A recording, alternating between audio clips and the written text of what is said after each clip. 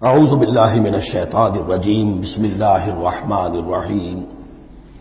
اب اس کے بعد ایک سورت جو آ رہی ہے، اس کے بارے میں عام طور پر آپ کو لکھا ہوا مل جائے گا کہ یہ سورہ جو ہے یہ مدنیہ ہے، لیکن یہ کہ یہ اکثر سورتوں کے بارے میں یہ جو آخری ہیں، ہر قرآن مجید میں کوئی نہ کوئی ایک رائے تو لکھی ہے، لیکن جب تفصیل دیکھتے ہیں تو بہت سی آراء ہیں اس میں، یہ کوئی ایک رائے نہیں ہوتی۔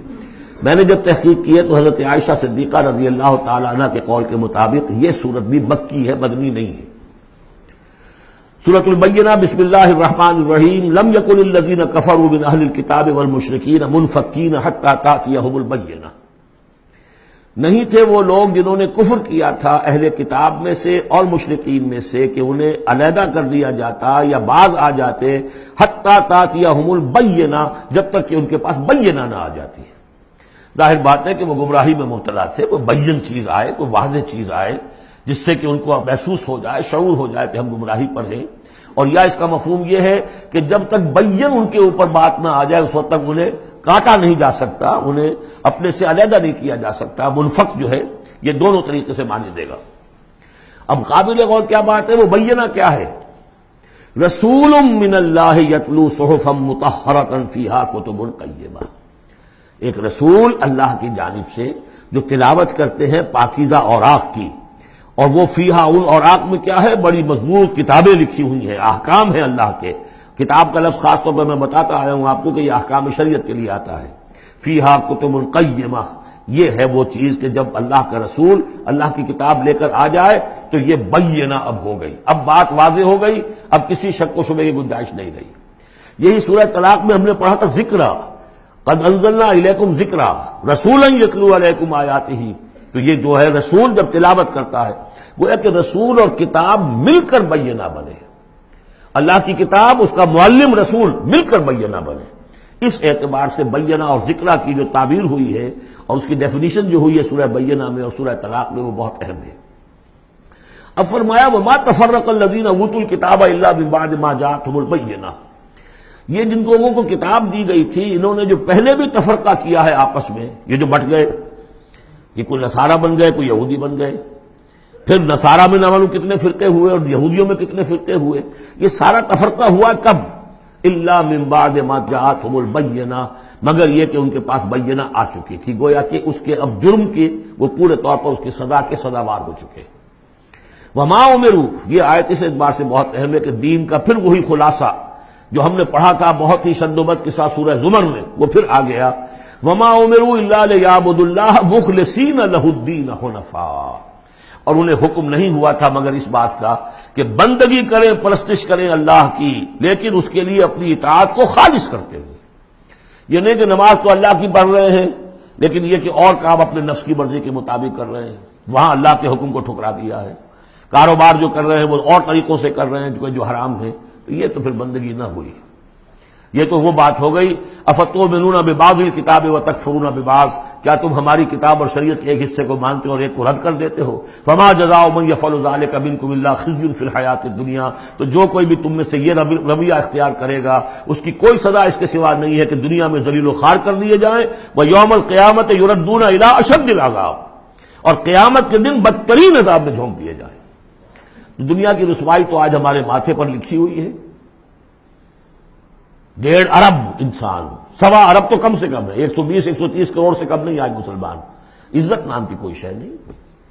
عالمی معاملات میں بھی ہیو نو سے، کسٹمی پرست کے بھیا کس تھی، ہماری پالیسیاں کہیں اور بنتی ہیں، کہیں اور سے ہمارے بجٹ کے لیے انسٹرکشن کہیں اور سے آتی ہیں، اور تو اور بات ہے۔ تو وما امروا الا لیعبدوا اللہ مخلصین لہ الدین حنفاء، یکسو ہو کر پوری زندگی اللہ کے قانون کے تحت ہوگی تو پھر عبادت قبول ہوگی، ورنہ یہ جو ہے کہ کچھ اللہ کو دو اور کچھ قیصر والا قیصر کو دو، خدا والا خدا کو دو، یہ اسلام میں قابل قبول نہیں۔ اب اس کے بعد فرمایا وَيُقِيمُوا الصَّلَاةَ وَيُؤْتُوا الزَّكَاةَ، اس کے علاوہ وہ نماز قائم کریں، زکوٰۃ ادا کریں۔ بندگی اور شے ہو گئی، نماز اور زکوٰۃ علیحدہ شے ہو گئی۔ بندگی تو اطاعت ہے، زندگی آمد برائے بندگی، زندگی بے بندگی شرمندگی۔ اس بندگی کے تقاضوں کو پورا کرنے کے لیے نماز دی گئی آپ کو، تاکہ آپ یاد تو کرتے رہیں، اللہ کو یاد تو کرتے رہیں، تاکہ وہ جو عہد کیا ایاک نعبد و ایاک نستعین دن میں 5 مرتبہ تاوا ہو جائے۔ اس کو حفیظ نے کہا ہے کہ سرکشی نے کر دیے دھندلے نقوش بندگی، آؤ سجدے میں گریں، لوح جبین تازہ کریں۔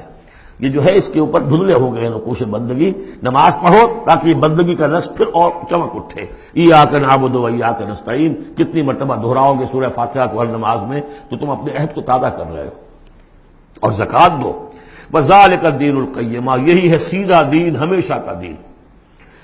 ان الذین کفروا من اہل الکتاب والمشرکین، بے شک وہ لوگ جنہوں نے کفر کی روش اختیار کی، خواہ وہ اہل کتاب میں سے تھے یہود اور نصارہ، والمشرکین خواہ وہ مشرکین میں سے تھے، فی نار جہنم خالدین فیہا، وہ ہوں گے جہنم کی آگ میں، اس میں ہمیشہ ہمیشہ رہیں گے۔ اولئک ہم شر البریہ، یہ یقیناً بدترین خلائق ہے۔ ان الذین آمنوا وعملوا الصالحات، اس کے برعکس وہ لوگ جو ایمان لائے جنہوں نے نیک عمل کیے، اولئک ہم خیر البریہ، یہ بہترین خلائق ہے۔ اللہم ربنا اجعلنا منہم، اللہ تعالی ہمیں ان میں شامل ہونے کی توفیق عطا فرمائے۔ جزاؤہم عند ربہم جنات عدن تجری من تحتہا الانہار خالدین فیہا ابدا، ان کا بدلہ ہوگا ان کے رب کے پاس وہ باغات، رہنے والے باغات، ریزیڈینشل گارڈنز، جن کے دامن میں ندیاں بہتی ہوں گی اور جس میں وہ رہیں گے ہمیشہ ہمیش ہمیشہ ہمیش۔ یہ مقام اور ایک سورۃ تغابن جو ہم نے پڑھی تھی، اس وقت میں نے وہ بات کا تذکرہ نہیں کیا تھا۔ دو مقامات قرآن مجید کے ایسے ہیں جہاں جو سائملٹینیس کنٹراسٹ ہے وہ یہ ہے کہ جہنم کے لیے صرف خالدین فیہا آیا ہے اور جنت کے لیے خالدین فیہا ابدا، تو یقیناً کوئی نہ کوئی فرق ہے۔ ویسے جہنم کے لیے بھی قرآن میں دوسرے مقامات پر ابدا بھی آیا ہے اور پھر سارا کچھ، لیکن جہاں کنٹراسٹ آ جائے جو فوری ہو، تو یہ جو سائملٹینیس کنٹراسٹ کے حوالے سے چنانچہ اسی بنیاد پر امت کے دو بڑی عظیم شخصیتوں کی رائے یہ ہے کہ جہنم ابدی نہیں ہے، ایک وقت میں آ کے کھوکھلی ہو جائے گی، ختم ہو جائے گی۔ یا تو وہ جہنمی وہ ہوں گے کہ جن میں خیر کا سرے سے کوئی ایلیمنٹ ہی نہیں، انہیں جلا کر راکھ کر دیا جائے گا، معدوم ہو جائیں گے جیسے حیوانات معدوم ہو جائیں گے۔ اور اگر کوئی خیر کا ایلیمنٹ ہے تو جیسے بھٹی میں چڑھا کر دھو کر کپڑا نکال لیا جاتا ہے، ایسے ہی وہ ان کی روح جو ہے وہ نکال لی جائے گی اور وہ پھر جنت میں پہنچ جائیں گے۔